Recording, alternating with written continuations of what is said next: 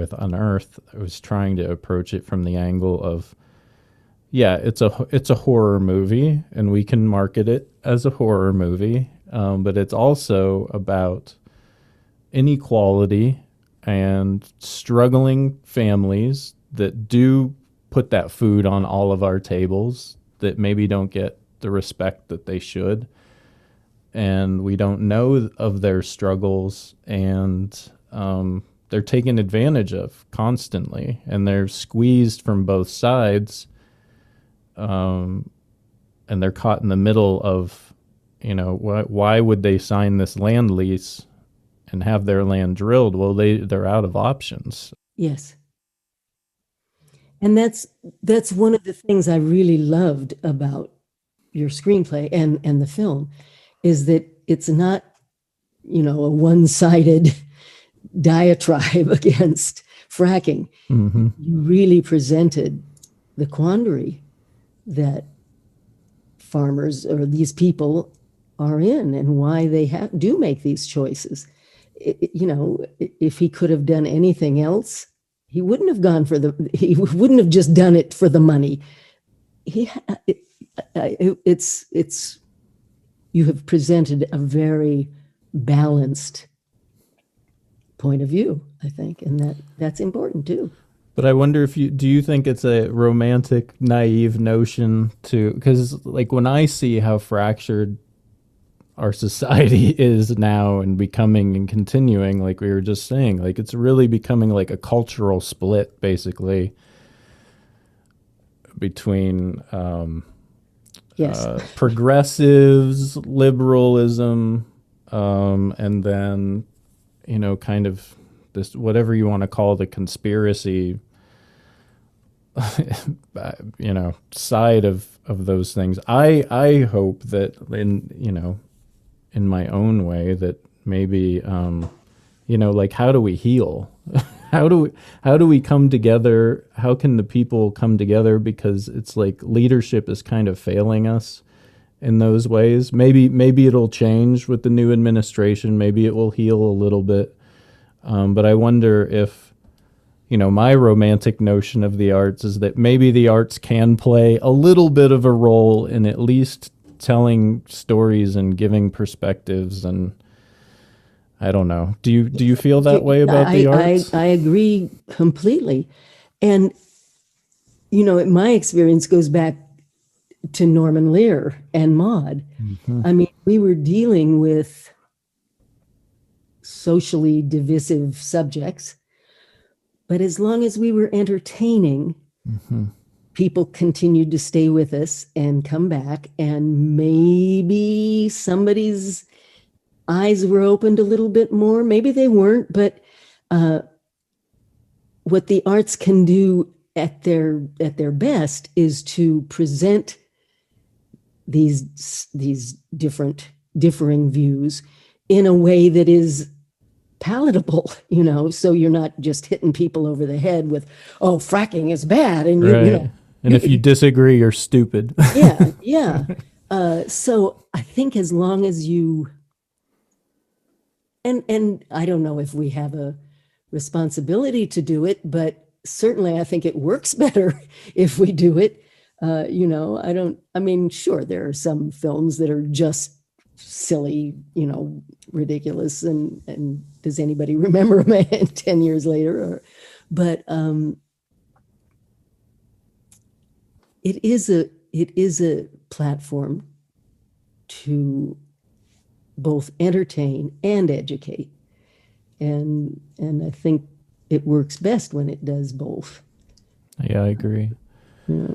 Do you find yourself, because you are so informed and an avid reader, like do you look to, or do you gravitate toward projects or interests of your own? Do you find yourself looking more for, maybe projects with a social commentary, or hasn't that really, I don't know. I'm just curious if there's more that kind of come across your plate these days that might make me feel better. Like, are people writing more socially conscious material for you? And Hmm. Would you like for people to be writing more socially conscious? Do you know my story about when John handed me the screenplay to The Fog? Please tell. Okay, it's 1978. Okay. It's 1978, right? I've just finished on Maude, which of course, we dealt with everything from homophobia to abortion to malpractice, to drug addiction, manic depression, everything. And, Coming Home was one of the big films, and the China Syndrome, and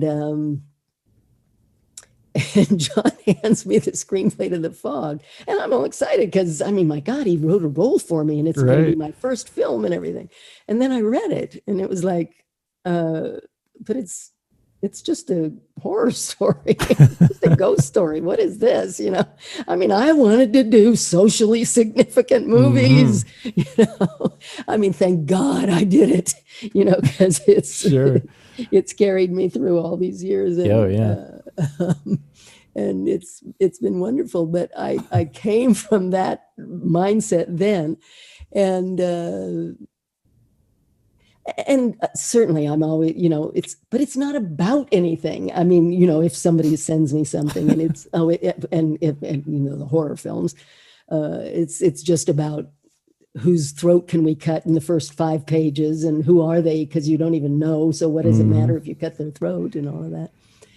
You and I's least favorite of the genre, yes. Socially, I just did an audition yesterday for actually a science fiction piece, but it was dealing with gender reassignment. So okay, that's socially significant. Yeah, for sure. Sci-fi is great too. I would say, sci-fi and horror, right? Because those you can break the mold, and you can you don't have to follow rules, right? You can kind of be a rule breaker if you do horror or sci-fi, which I think, not that it makes it easier for social commentary, but maybe it's a way to do it more creatively. You were talking about not hitting you over the head with the message, right? Yes. Like with sci-fi and horror, those are two good genres for, kind of throwing out all the rule book and building something from scratch, and maybe being more creative with those messages. Yeah. I don't know if filmmakers have an obligation to educate, but I think it probably works better if there's something, if they have something to say as opposed to just entertain. I wish more would. To me, that's what draws me to it, honestly. Like everything I've done is for like a reason. Like it's been something that has strongly motivated me. It just wasn't from the point of view, because it takes so damn long to have a project come to life. Yes. That for me, it's got to be worth it. It's got to be something that I feel like very strongly about, or that I want to add something to the commentary or try and give a new point of view to something. I did a short film, a 20-minute film back in 2000. I don't know. When was it? 2002 or 2012? No, it would have been 2002 maybe. Was a zombie film. My first and only zombie film. Okay. How did that go? But I took it because I saw the screenplay as an allegory for Alzheimer's.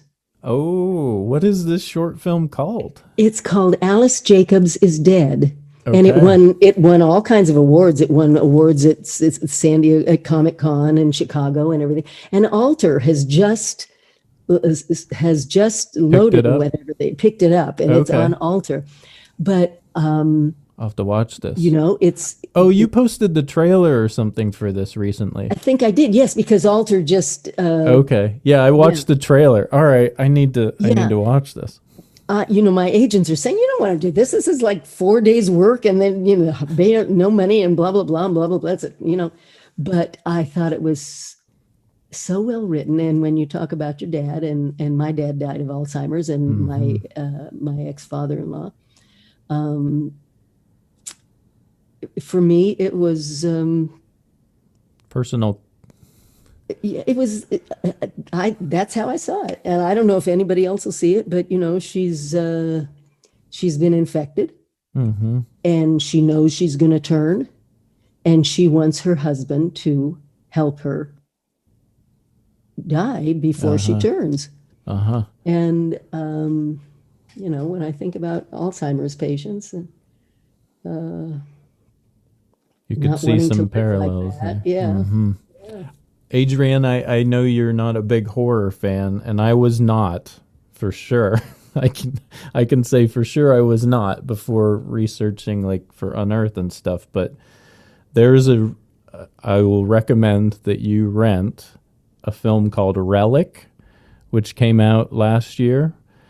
It is a horror film about Alzheimer's, and I would give it like a 9 out of 10 personally. I thought they did it so well, and that they handled kind of similar things to what you're saying. I'm just going to recommend.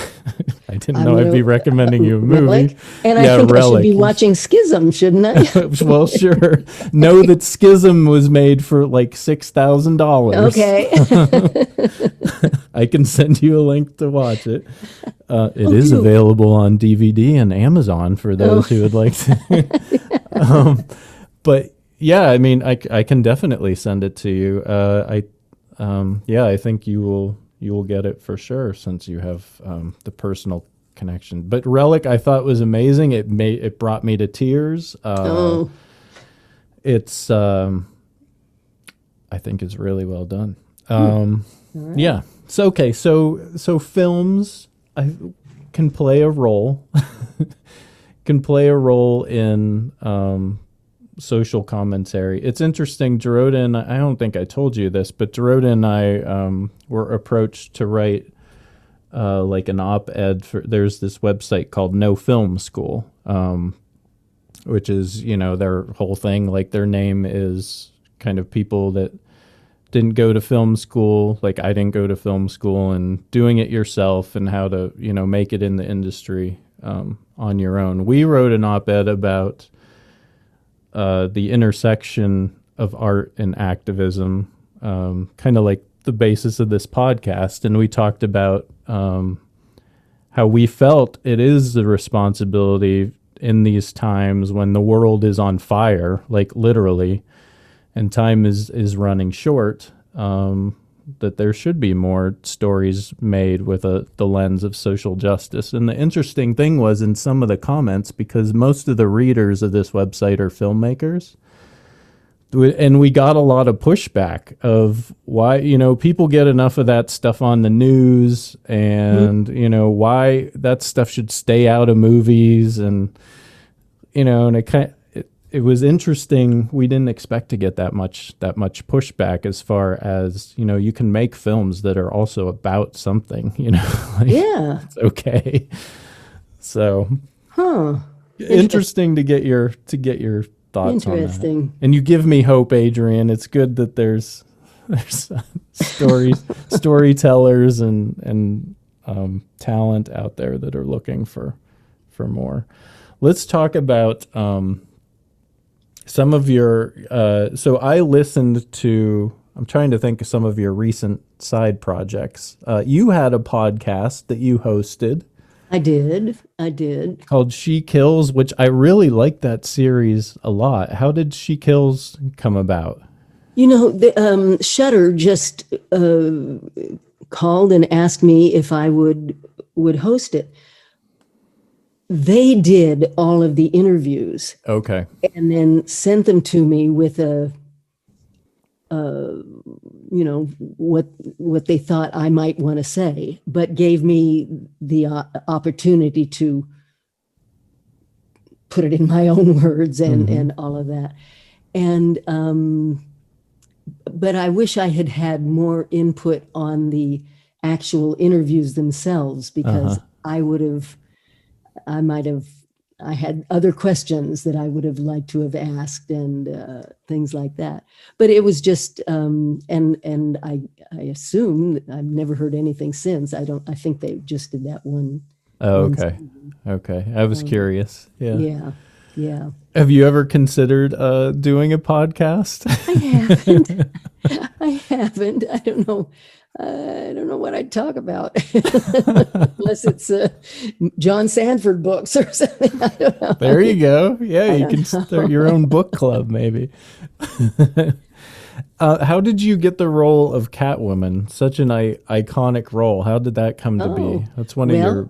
It was a 30-second voiceover audition. The agency called and said, we've got an audition for Catwoman, and I had never really watched it. I knew Eartha Kitt from singing Uskadar in Turkish, when I was growing up. Eartha Kitt was a great Catwoman. She might be my favorite Catwoman. Yeah. I had never seen her do it, but I knew her voice and everything. But I just went in and did 30 seconds worth of dialogue in the agent's office of what I thought she might sound like.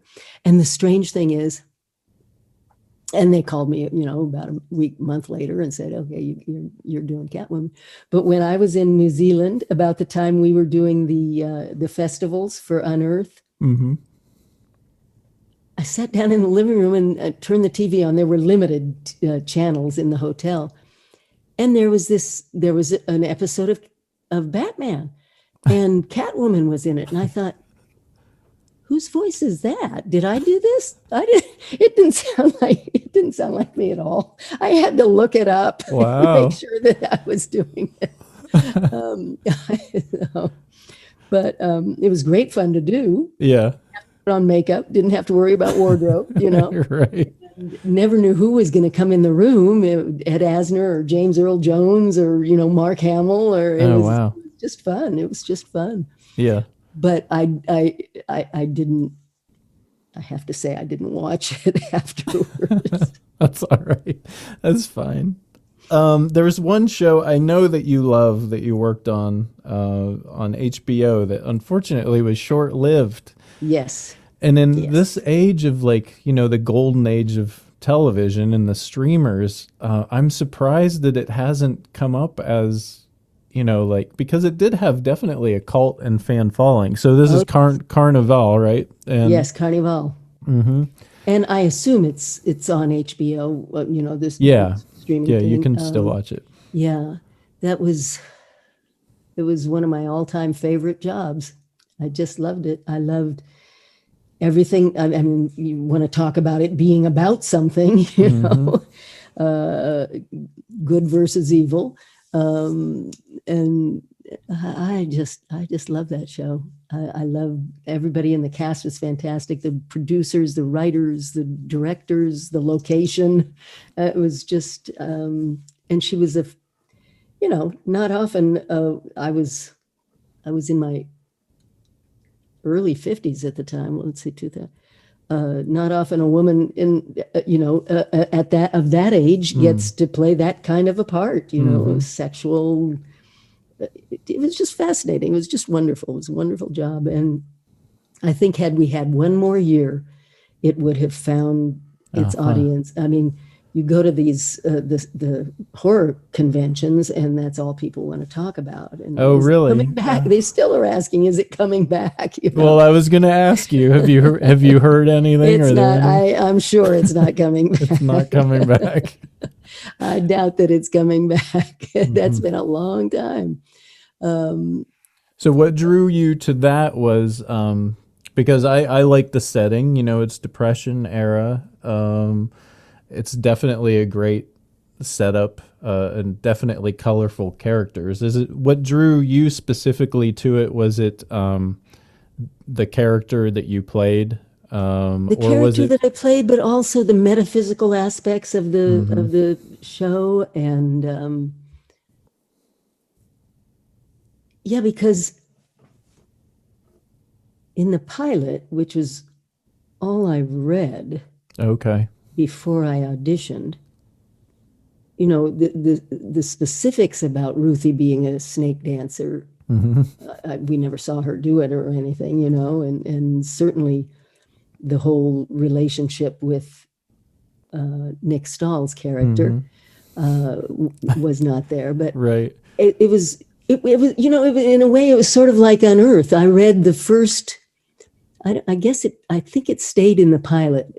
The first scene that Ruthie had, she's speaking words over the grave of Nick Stahl's mother. And I still think I remember some of it, but I heard her, Lord, you know, Lord, we don't know. I don't know how, I can't remember, but I loved it. I think I love the metaphysics of it the most, though.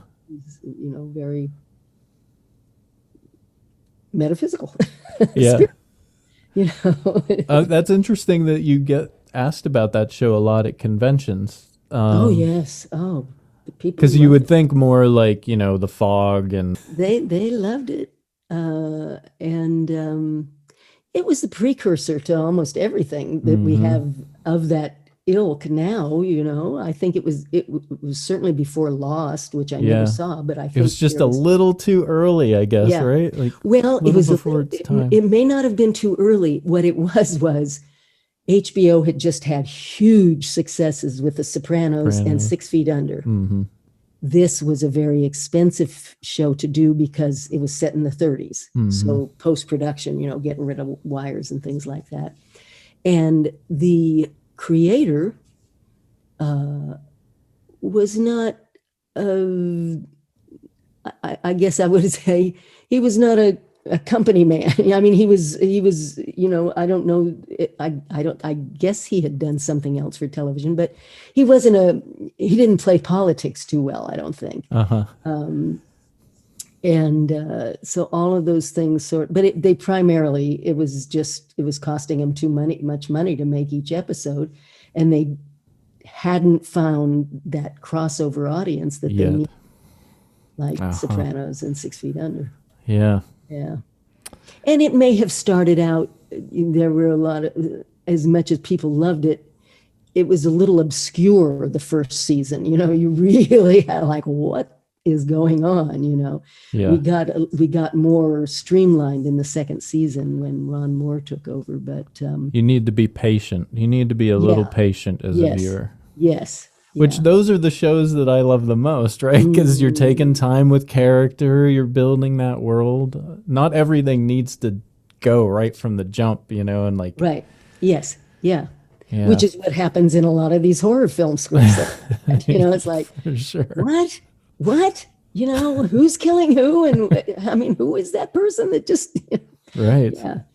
Yeah. And it's what makes Unearth so strong is that it's a character piece. Right. You know, it's a character piece until it's a horror film. Right. I think. So how did Unearth, because I know from our side of it, you know, Dorota and I, we were really, one of the biggest key things with Unearth having the talent involved that it had was we had casting directors that were known in the industry for television. And that is how we approached you. So just so our listeners know who are filmmakers, it wasn't like I looked up Adrienne's email address and said, Adrienne, my name's John Lyons from Erie, Pennsylvania. Will you be in my movie?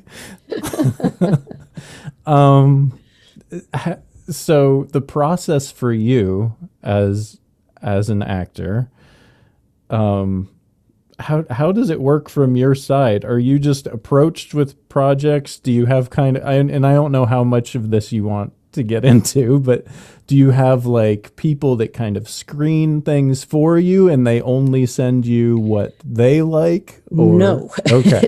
No, that really, in fact, I use that story, that illustration in, I think I used it in Love Bites. I remember being with having dinner with George Romero and his wife at the time when we were doing Creepshow. Yeah. And I guess I shouldn't name the actors, but there was George told the story, so I'll do it that way. Okay. He wanted to do Monkey Shines. He was getting ready to film Monkey Shines, and there was a certain actor that he wanted. Okay. And the actor was with one of the big agencies, Triad, or the other one that starts with a P. His name's gone right out of my head. Paradigm. Okay. This would have been back in the early 80s. And the agency came back and said, we're sorry, but so-and-so, doesn't want to do the film. But we have so-and-so who got more money than so-and-so. And George said, well, let me think about it. And then a friend of George's ran into the first actor, the one that George had wanted, and said, oh, man, George is really disappointed that you didn't want to do Monkey Shines. And the actor said, what? What's Monkey Shines? The agency had never given it to him because they thought they could get more money for actor number 2. Wow. And this was just at the beginning of my film career. I was like, are you kidding me? I was like dumbfounded. Yeah. But I am aware that this happens a lot. My agency, and in fact, with that, Alice Jacobs is dead, they know. And my manager at the time knows you send her everything. Okay. Now, maybe I'm only going to read 20 pages of it, Sure. I got a screenplay from the agency that was being directed by a fairly I don't know how much directing he had done, but he was a well-known musical artist, musician, band. And they said, there's an offer for you, read this. And I read 20 pages and called the agency and said, there's no way I'm doing this. This is, there's no way I can't say these words. This is vile. This is just, there's no way. Wow. And about a year later, I was at a convention with Bill Moseley, who had been in Carnival with me. And Bill was signing autographs. And there was a line down the block and out the door, of people who wanted his autograph. I said, Bill, this is fantastic. What's the movie? What are they signing for? Devil's Rejects? Something I did called Devil's Rejects. And that's the one I had turned down. I later worked for Rob, on Halloween. Right. The opening scene of that movie made my stomach turn. Like I couldn't finish the movie. That was me as an actor reading it. I said, "There's no way I'm not doing this." But no, they know they have to send me everything, and I will read everything, and I will turn down the ones that no, there's just no reason for me to do this. Well, that's good to know though that you have. I'm wondering, is it because you're at the place in your career that you're able to make that clear? Like when you were early in your career, did you have that relationship too? Like, can actors say, I'm not an actor, so I'm curious, is it the norm or is it just a false rumor that there's gatekeepers and, is it a conversation an actor needs to have with their agent, like saying, I want to have everything? Yes, definitely. If not the agent, then if they have a manager. Oh, yeah. There's a good French series on Netflix right now called Call My Agent. In France, I just added 10%. It to my queue. I haven't watched it yet. Yeah. You're going to get to one episode where... is it Isabella Johnny? I think it's Isabella Johnny. Wants to work with this director, and the director is pissed off because he sent her a script 4 years ago and he got a note saying no thank you, and she didn't, and well, of course it turns out that she never read that script. It was one of the agents who said, no, I'm not going to show this to her. Who's this guy? Who's this director? So yes, a lot of it depends upon the agent and the agency, but it is a conversation that should be had. Okay. What's the difference between an agent and a manager? An agent will handle, 200 people, 300 people, maybe 10 or 20, depending upon the size of the agency, actors all in the same category. The casting directors will send the breakdown to the agent, and they'll just go down their list and say, well, let me submit so-and-so and so-and-so and so-and-so. And, and then the big agencies, I mean, they package and all of that as well. A good manager will have maybe 5 or 10 clients, one from each category or 2 at the most, and he's out there. Well, they can do everything. I mean, they could be helping you develop something and get it to the right person, but he's out there, really looking to see what's out there and pulling it in. And, that's been my experience. Sure. A manager cannot negotiate legally, so the agent does the negotiation. But I think that there are some actors of a high enough ilk who have the manager do that, and then the lawyer negotiates, but the manager is handling everything else. It's interesting when you do watch Call My Agent, and I know this because one of my closest friend has directed Catherine Deneuve and several people in France. He did a production of Beauty and the Beast, and they had to use Catherine, her voiceover for things. The agencies in France are more like managers in that they practically live in the actor's house. Wow. I mean, they're involved in their lives and their divorces and their this and that, and they're on the set, and they're really. So I thought that was interesting to see the difference in the way they handle it in France and here. Wow. So with Unearth, someday you get a script. Or is it like, did they send you just the synopsis of the film, or did they send you the whole script? They sent me the script. And it's been what, 3 years? It's been a while. I would think that there was probably an offer attached. It wasn't just read this and see if you're interested. I think that in order to, but you'd have to ask your casting people. Right. You have to know that we're serious, and that like there's funding in place, and here's the script, kind of as a package, not like here's a script, let's figure it out. They have a bit of a budget, and here's the script. and oftentimes the offer will include, as yours did, I think, and so is attached, and so is attached, and of course. I was a big fan of Mark's, never having met him or seen Buffy. Was he on Buffy? Oh, yeah.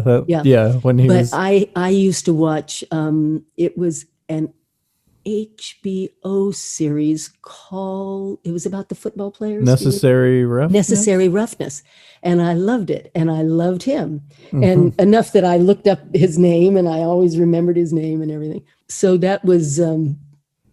I think I probably knew that before I read the script, that he was attached. Maybe I didn't, but for me, with Unearth and with anything really, it just comes down to the words. I like the words, I like the character, and I like the screenplay. Cinema Activist is produced by Lion's Den Productions, hosted by John C. Lyons. Music by Tony Gray. Support the efforts of Lion's Den Productions by becoming a patron at patreon.com/Lions Den Productions. Thank you for listening. We'll be back soon.